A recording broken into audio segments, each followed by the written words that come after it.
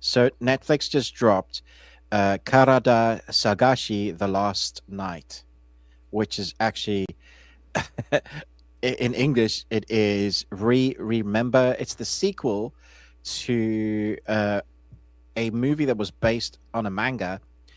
3 years after completing a deadly game, high schoolers trapped in a looping nightmare must survive brutal encounters and unravel a terrifying curse. So that just dropped.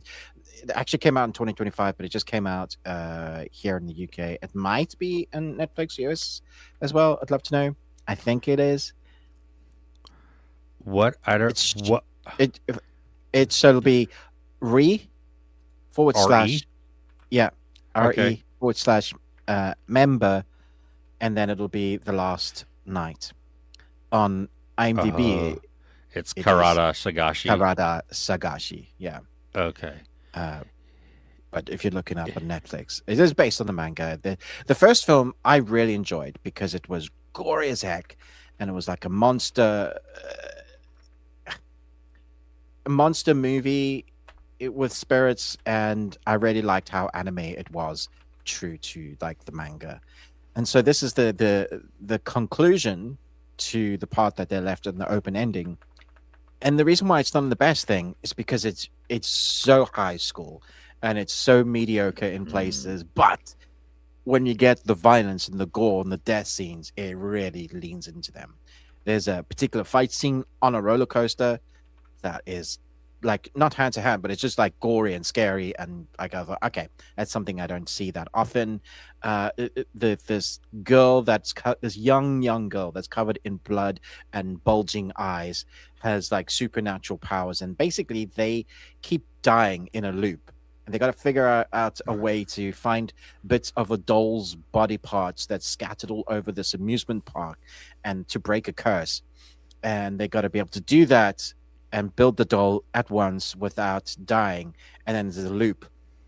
And that can get tired really quickly because they can die, and the death scenes are wonderful, but if there's no real consequences until the Mm. consequences come, this is the last time. If you die tonight, you die forever. You die for Ah. real.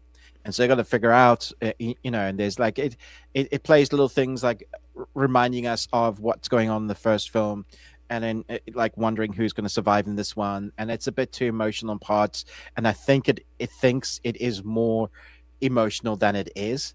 But if you're in it already, if you've watched part one and you want to have that conclusion, you won't be dissatisfied with the amount of gore and monster madness you get, and the crazy kind of supernatural ghosts, spirits putting, like she keeps like taking her hand and like just stabbing it straight through people, like being able to like rip their hearts out, or that she's just that strong. And she's like a tiny little girl with bulging eyes covered in blood.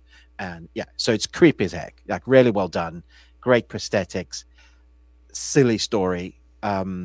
And you think it's concluded, but let me just say, there's a there's a mid credit scene, there's a post credit scene, and then there's an actual scene right at the end of the credits. And Wow. that is it's a funny scene. So anyway, yeah.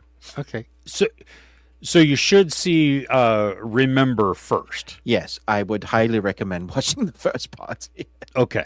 Okay. Yeah. That's it, man. Game over, man. It's game over. What the fuck are we gonna do now? What are we gonna do? Maybe we could build a fire, sing a couple of songs, huh? Why don't we try that? We better get back, because it'll be dark soon, and they mostly come at night. Mostly.